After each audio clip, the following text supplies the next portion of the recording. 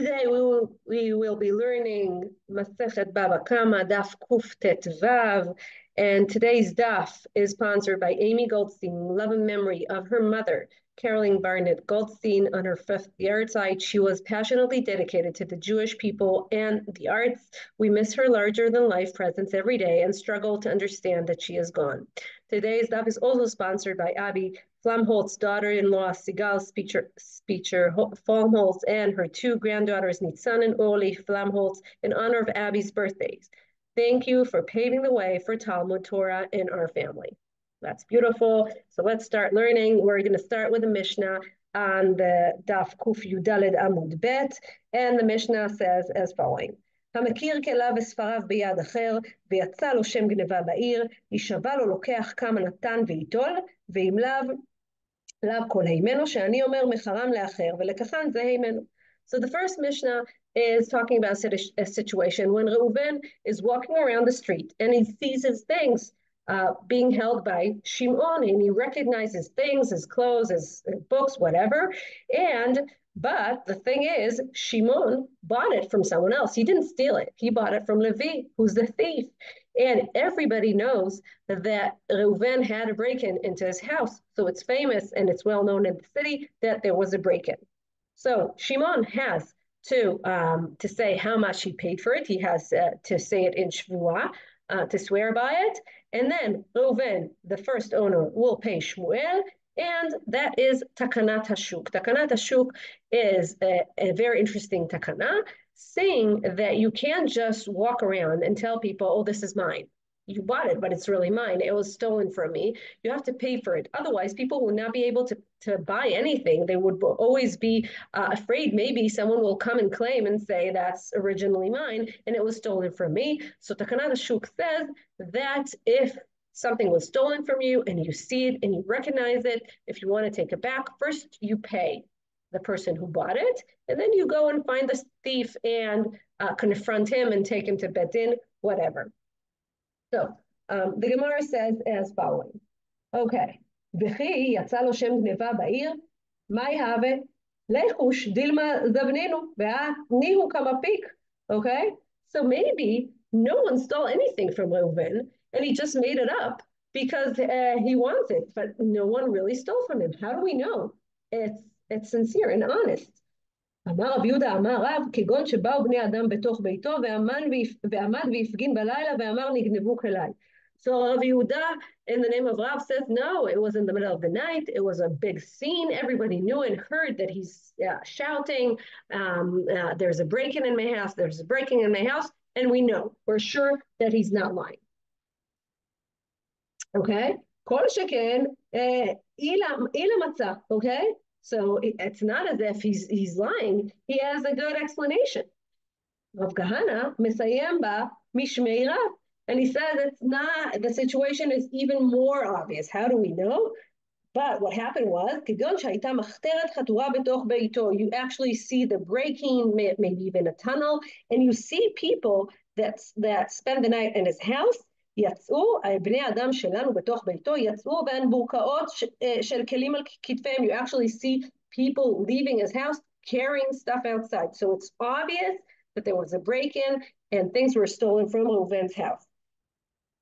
And והכל אומרים, נגנבו כליו של פלוני. Everyone's talking about it, and we're sure that there was a break-in and people stole his things. And the Gemara is saying, okay, Dilma, kelim havu, sfarim lo havu. Okay, maybe Reuven is now saying someone stole my precious book, but really, when they broke into his house, they took other things. They didn't take any books. אמר רבי חייא בר רבא, אמר רבי יוחנן, כגון כעם רינם ספרים. No, it's not only that we know everyone's speaking about the situation that Reuven's house was broken into, but we already know, and it's well known, that they took actually books specifically. The Gemara is asking, okay, maybe it's not true. Maybe he says that it was big books and they really small books were taken, and he's lying. So no, it's actually a specific title of the book. We know it was taken, and he's legit, and he's not lying because we actually know which book exactly was taken. Maybe an older version was taken, and he says they stole the new version, the newest version from me. How do we know? No, people actually know to identify these are Reuven's books and things. We know it for sure. And then, so how can he say that, Rav? Okay, so now the Gemara is asking a very interesting question. If you break into my house in the middle of the night, the assumption of the halakha called haba b'machteret is that you put your life in danger. Meaning, if you're breaking into my house in the middle of the night, I can kill you because I don't know if you're only here for stuff or you're also here to threaten my life. So halakha allows me to kill anyone who comes b'machteret, meaning in the middle of the night. So what happens is, in a very weird way, the thief is protected. He actually kind of like paid with the jeopardy that he put himself into, and he doesn't have to pay. Again, since he has the din of haba b'machteret, I could have killed him as the owner of the house. Even if I did not kill him, he put his life in danger, and therefore he doesn't have to pay. Patu. So how come he has to return the things? Hadin haba b'machteret doesn't work with our Mishna. The Gemara says, my tama, he like with paying with a danger, maybe with a fear, he kind of like bought the stolen stuff, and you can't punish him.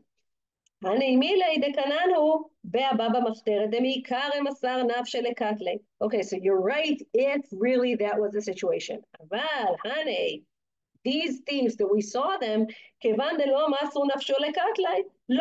so these people, they did steal from Reuven's house, but they actually were allowed inside the house. They spent the night, and then in the middle of the night, something flipped, and they started stealing from Reuven. But entering the house, they did with his permission, and it doesn't apply to the rule of haba b'machteret. Lo shanu, this whole discussion about identifying the stolen items only applies בבעל הבית העשוי למכור כליו, אבל בעל הבית שאינו עשוי למכור את כליו, לא צריך להדורי עליה כולי היי. Okay, so this whole investigation of whose property is it, whose books and whose whatever, it's only in a situation where you assume that this person is a person that would just sell his stuff. But Balabite, an owner that would never sell his stuff, he doesn't have to go through this investigation, and we assume that he was broken into, and it's fine. He doesn't have to prove everything. The Gemara is asking why. Okay, maybe you're not usually a person to sell your stuff, but temporarily you needed cash and you started selling your stuff. Once everybody knows that you were broken into and it's famous and it's the talk of the town, it's fine, you don't have to prove anything. Now, the Gemara is going back to the situation where someone stole your stuff and he sold it to another person. So let's go back to the names to make it easier. Reuven is the owner. Okay, he was broken into by Levi, okay, the middleman, and he sold it to Shimon. Reuven sees Shimon holding his book. So what does he have to do? Does Reuven have to fight with the first one, meaning the thief, Levi, or with the second one, the Shimon, who was just a bystander who didn't know he was buying stolen goods? That's the question. Okay, Rav, Mishmei Rabbi Chia Amar. So Rav is saying, you have to confront the thief.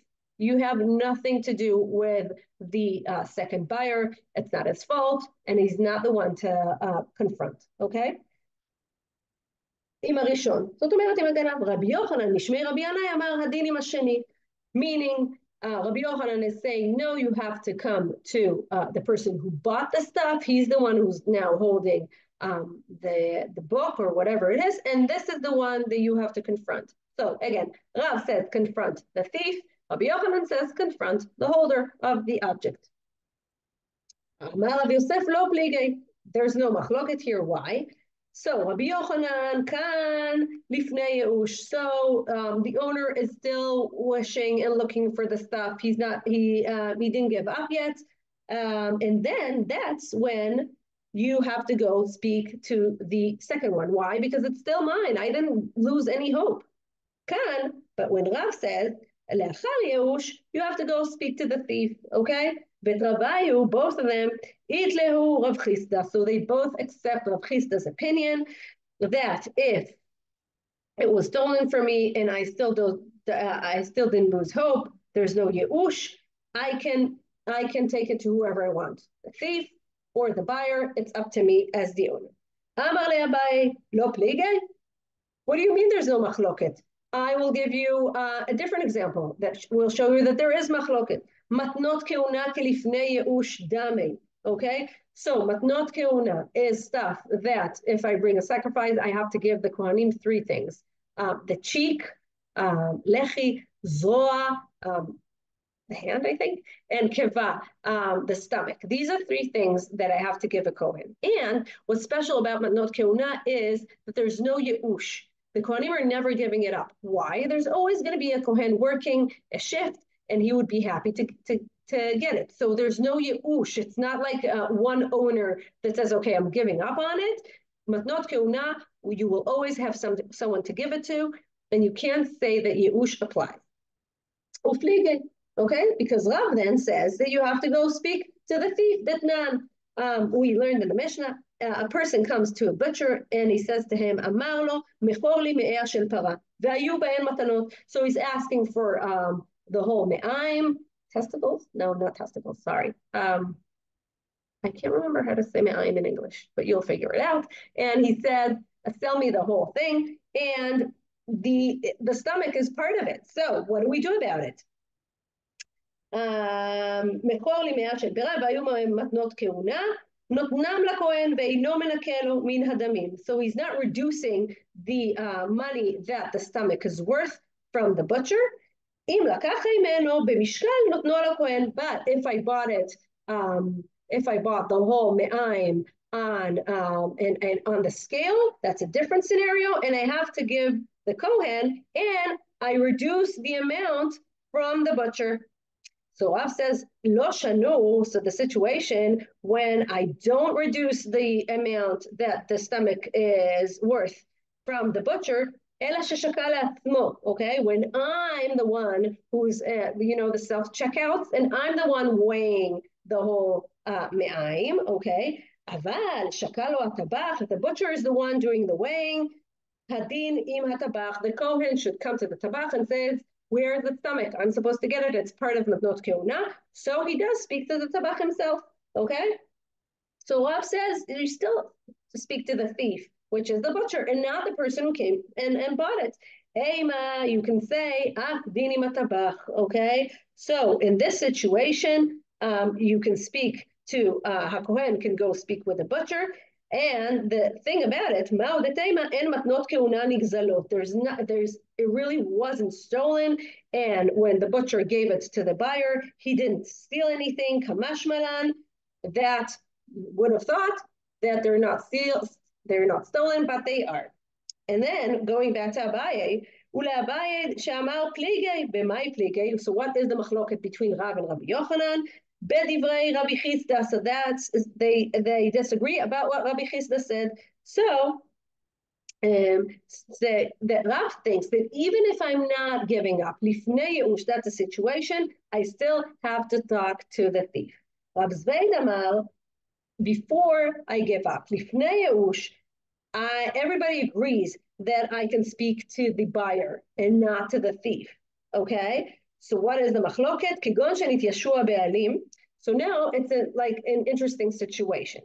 So the owner gave up when the buyer had the object. Okay, but when the thief still had my things, I did not give up. Lo nityashu beyad ganav. So in the middle, before the transmission happened, there wasn't Yeush. And after it was sold, there was Yeush. That's that situation that Rav Zvid explains. So in this particular situation, when things changed, when it was sold, this is where the machloket is. Mar Savar, Rabbi Yochanan says, Yeush ve'achar kach shinui reshut kane. זאת אומרת, if that means that if the owner is giving up, and then the object was sold, and then the buyer bought it, it's his. אבל שינוי רשות ואחר כך חידוש, first it was sold, and then the owner gave it up. לא קנה, the buyer did not buy it, it's not his. Mansavar and Rav thinks, לא שנה, and it doesn't matter when did the owner give up. If the buyer bought it, it's his.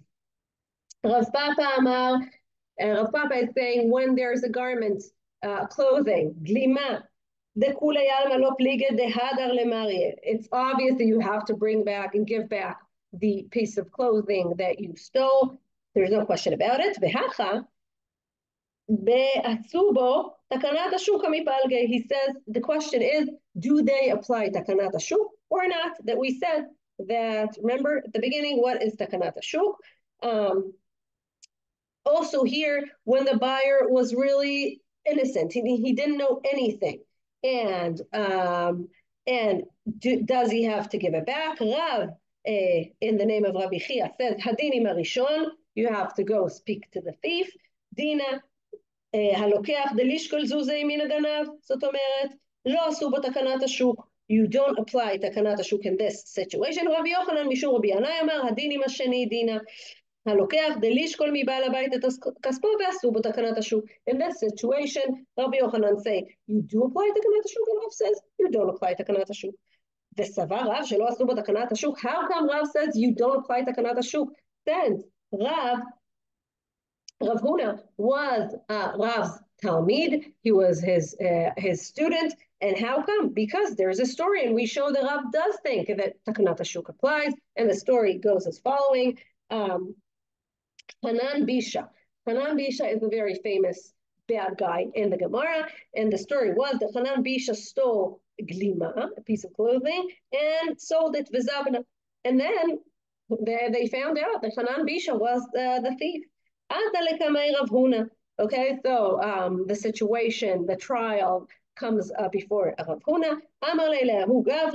So he says to the first owner, Zil shrei avitach, go pay the buyer, and then you'll get it first, like takanat hashuk. And the Gemara says, well, yes, that would happen, but it's a different situation. Why? We know because this is a specific situation with Hanan Bisha, and you can't get the money from him. So you should have gone to him and not to the buyer, but he won't give you your money back. It's a situation, it's like you don't know who the thief is. If it's a famous thief, you don't do takanat hashuk.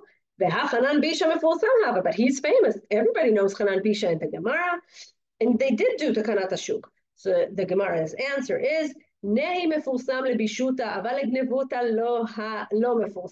Hanan Bisha is a bad guy, but he's not a famous thief. He's just famous for being a bad guy. And this is why you can't learn from this specific story. Going back to takanat hashuk, the Gemara is asking, Itma, ganav ufara et chovo. So now the situation is a little bit more complicated. If someone stole and he used the stolen object to pay a debt that he owed someone else. Oh, ganav ufara be'ekefo. Okay, he went to the supermarket and he paid, and he said, I'm going to pay at the end of the month. And every day he came in and they wrote down, it's called liknot behakafa. It's to say, I'll just pay you at the end of the month. And then he stole an object and paid the whole bill with that object. So it's a more specific situation. Lo asubu takanat hashuk. In these two scenarios that you're buying to pay, that you're stealing to pay off a debt or to pay off whatever it is you bought for a while, liknot behakafa, the amrei lo adata dehanu yebit leimide. Meaning you did not give him whatever it is you gave him, thinking you'll get something stolen because you believed him, and you can take the object and you don't have to pay it back. What happens if the thief gave the stolen object as a mortgage, mashkanta, and he got for the object that the object is worth 200 zuzim, shave matan b'mea. Okay, so he took a loan, but it wasn't equivalent to the amount of money that the object is worth. I took a loan of 100 zuzim, 100 zuz, and the object worth is double. So what happens then? Also, the Gemara says, אסור בתקנת השוק, שווה בשווה. המיימר אמר לא אסור בתקנת השוק. So there's a machloket, there's a disagreement. Ameimer says you can't do this takanat hashuk because it's not a regular situation. People do not give a loan in a different worth than the object itself. People usually give a loan in the same value of money. I don't care if it's not the same value, you still apply takanat hashuk. So what happens if it's worth the same worth, but if it's worth 100 and the sale was double, Rav Sheshet amar lo asu b'takanat hashuk, and Rav says asu b'takanat hashuk. You still apply takanat hashuk v'hilchata b'chulu. Everything is applying to, you apply takanat hashuk to all these situations except for levar ganav ufara b'chovo, and he used that object to pay his debt, or ganav ufara b'ekefo, the same one that you bought in the supermarket, behakafa. You wrote it down and you said, I'm going to pay you back at the end of the month, and you paid with a stolen object. Then you don't apply takanat hashuk. Story, Avimi bar Nazi, Chamua Ravina. He's the father-in-law of Ravina. Have a masik be'ahu gava. So, so someone owed him 4 zuzim. That person stole a garment. Ganav glima at yani allay. Okay, so he paid back his debt using a stolen piece of clothing. And then Avimi did not know. So he lended him more money, the same amount of money, the second time, because he was paid back with that piece of clothing, and he didn't know. At the end of the story, it came out that he's a thief. So what happens now? There are two times where he loaned him 4 zuzim. What happens next? So he comes into as his son-in-law's court, bedin, and he asks, what should I do? For the first loan of the 4 zuzim, we said that if a person is using the stolen goods to pay a debt, you don't have to give him. Okay? And then to his father-in-law, he says, these for the second round, you do have to pay it back, take the money and give the garment back. Maybe this garment, this piece of clothing was paid for the first 4 zuzim and not for the second round. But the 4 ones that he took after the first payback, he believed him. So why does it matter? So he doesn't have to pay. So the owner doesn't have to pay you anything. So people, Gagal Milta mean the Chachamim discussed it. Rav Cohen was right, and the owner doesn't have to pay him anything.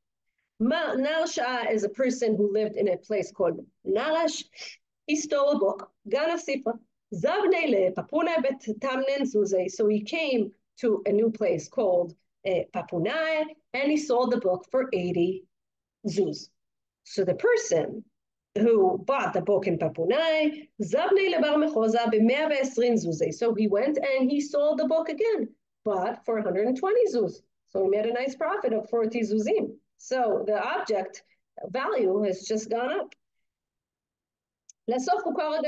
So everything we now understand that it was stolen. And Amar Abaye Lezil Mari de Sifra Beyav Le Lebar Mechoza Tamnen Zuze Veshakil Sifre. Go to the person, the first person, pay 80 zuzim and take the book, and then the person in Mechoza we'll go and we'll take 40 from the second one, from Papuna. Matkifle Rava. Rava is saying, Lokeach miganav, asu bo takanat hashuk, lokeach mibai. So because there was another cycle of selling the book, how does it apply? Ela ma Rava, leizel mare. The owner of the book should go to Bar Mechoza. He should give him 120 zuzim, 120 zuzim. V'shakel sifra, and he should take his book.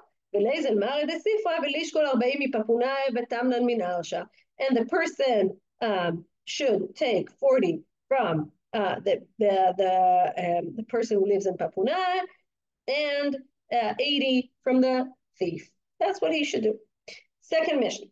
Okay, two people have barrels of honey and wine. Well, honey is worth a lot more than the wine.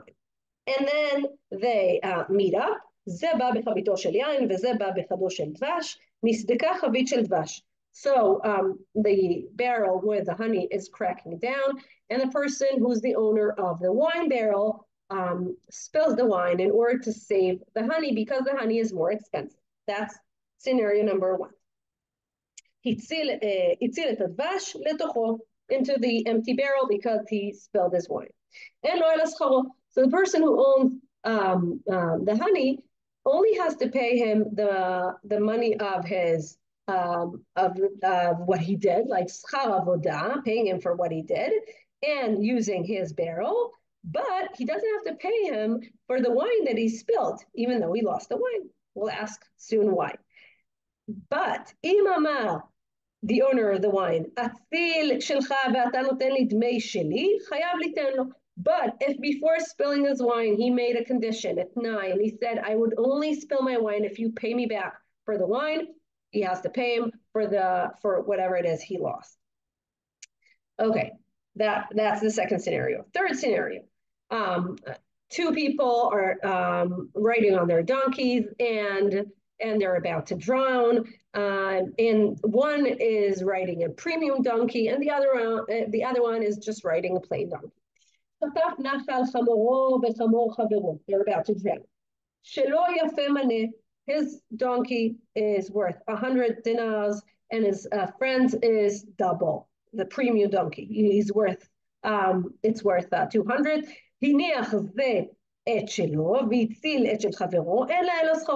So if he jumped off his own donkey, he gave it up and he saved his friends, and he only has to pay him for his helping him, but not for the lost donkey. But fourth scenario, if he made a condition and he said, I would only save your donkey if you give me my donkey's worth, he has to pay him. אם אמר לו, אני אציל את שלך ואתה נותן לי את שלי, חייב ליתן לו. Okay?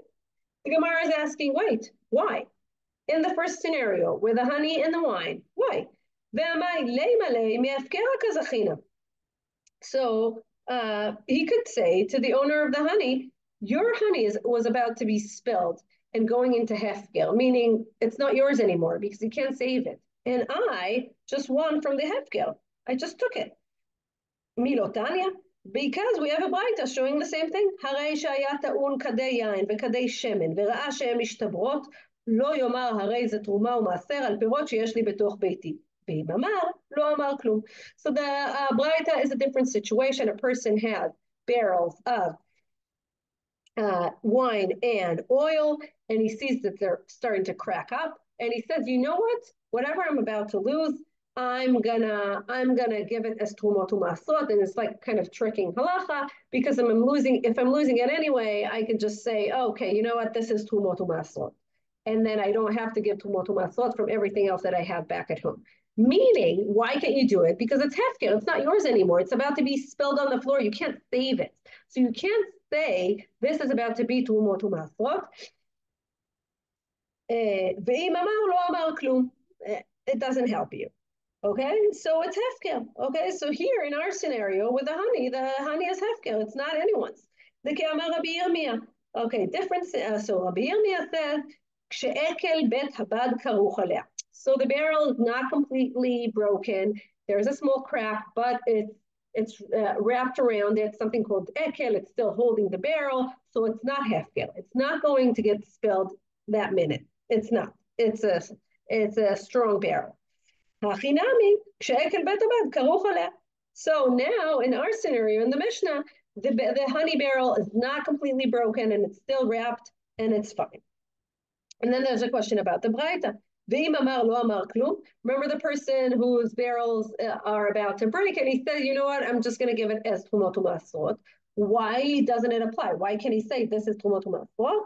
Because there's a different braita. The person is walking somewhere and he's holding a big sum of money, and he sees someone approaching him, and the person who's approaching him is called anas, meaning he's a person who I assume is about to attack me and mug me and take my money. So the braita says that person can say, "Harei perot sheyesh li betoch beiti mechulalim al ma'ot ele." You know what? I had to do chilul perot maaser sheni, meaning I have to take the fruits I have back home and I have to exchange it on money because I can't bring them to Yerushalayim. So I'm just going to use this money, and I'm going to lose this money anyway because I'm about to be mugged. So it's the same trick. The braita says he shouldn't say it. So this braita is different because having said that already, it does apply, and this money is being the money for the chilul maaser sheni, and as opposed to the first braita, here, if he said it, he said it. It's fine. B'diavad. The Gemara is saying, so yes, maybe I'll be mugged, but maybe I won't. Maybe I'll be able to fight back. And it's not a definite situation in which I'm going to lose my money. This is why, if I said so, and I said this money is going to be chilul maaser sheni, it does apply. The Gemara is asking, okay, so if I can fight off this thief who's about to take my money away from me, what's the problem with just saying, yes, this money will be chilul maaser perot maaser sheni? Why can't I just say it to begin with? The Gemara answers,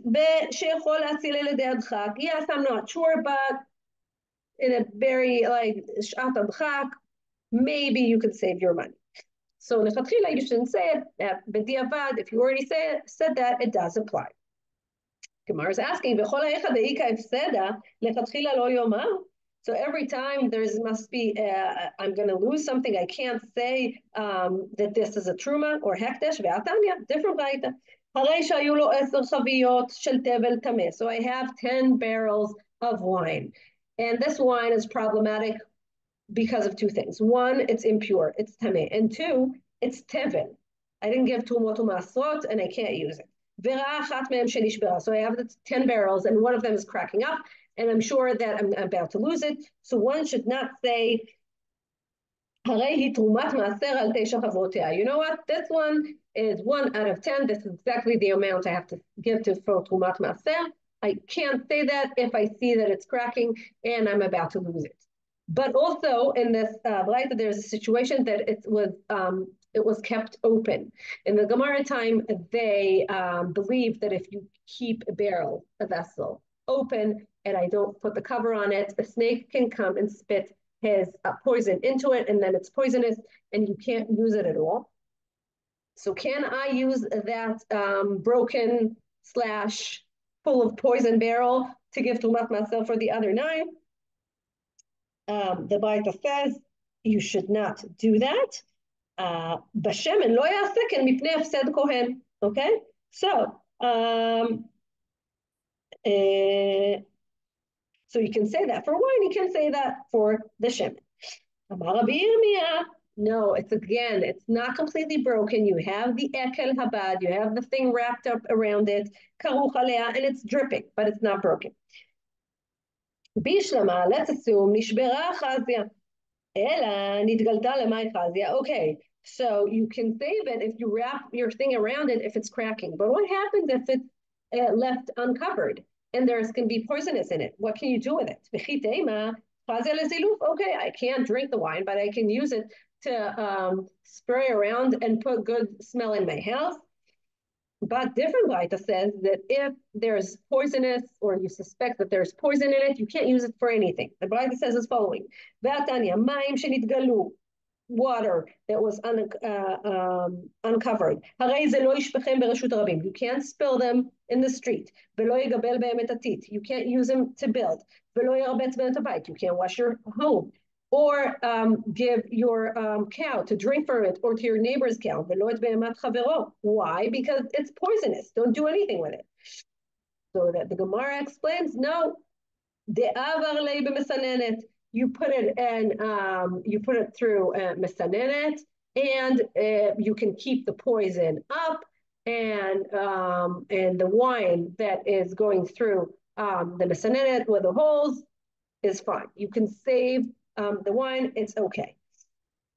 And misanenet, the Tanya, misanenet yesh ba mishum gilui, okay?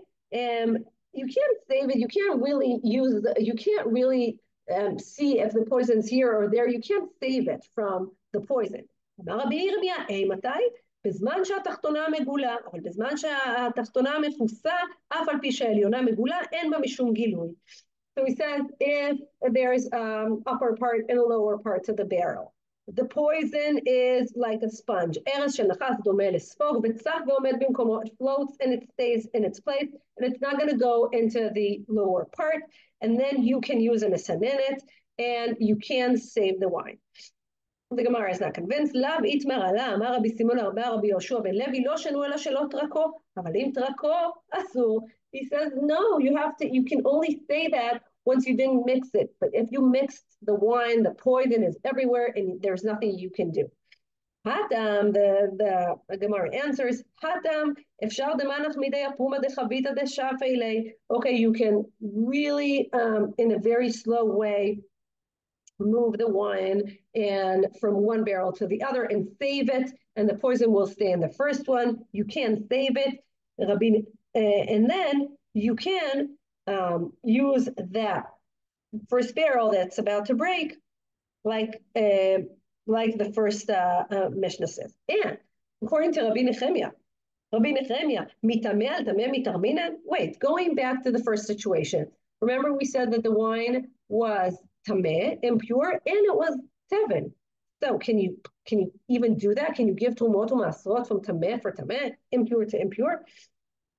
Because we said in the braita, turmi min hatameh ala tameh, u'min hatahor ala tahor. So you can give tumot u'masrot if both of them are impure, or pure for the pure, u'min hatahor ala tameh, from the pure to the unpure. But aval lo yitrom min hatameh ala tahor. Okay, you can't use it. Ve'Rabbi Nechemia omer, you can't even do the whole spiel of Trumot u'Masrot because it's impure. That's what Rabbi Nechemia said in the braita. So the only situation you can do Trumot u'Masrot in this situation is if it's demai. Demai comes from the word demai. This what? It's a question, meaning it's not tevel. I'm not sure whether or not someone gave Trumot u'Masrot or not. Because of the doubt, it's less severe halachically. Rabbi Nechemia is saying the only situation where you can give Trumot u'Masrot in this scenario is when you have demai, but not tevel. The Gemara is saying, in our situation, it's also demai, it's not tevel, and this is how you can do Trumot u'Masrot. Going back to the braita, but if we're talking about barrels of oil and not about wine, don't do that. Why? Because the Kohen is losing. Mishna, what's the difference between oil and wine? The oil, ra'ui kohen le'adlik bo. You can use it to light candles. Yain nami ra'ui le'ziluf. But you can also use the wine, remember, to spray around ziluf and make your house smell good.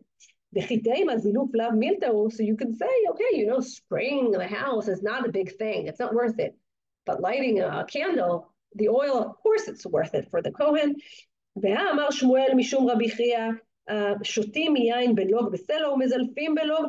Yes, there's precious wine for good smell. It's expensive, it's important, and you pay a lot for it. So Gemara answers,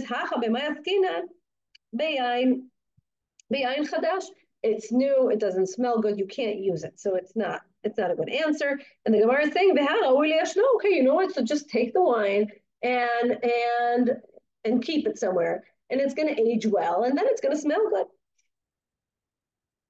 So the Gemara is saying,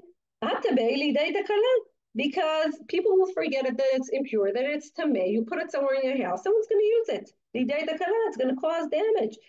So the Gemara is saying, Shemen nami takana. So what's the difference? The oil could also, if it's impure, it can be used by anyone by accident, and it's the same.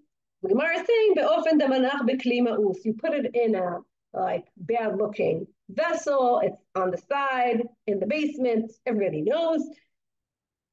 And then no one's going to use it to eating or just for oil. So tomorrow we will see what is the machloket tanaim between Bet Hillel and Bet Shammai on the same scenario. But here we'll finish with the Gemara asking, you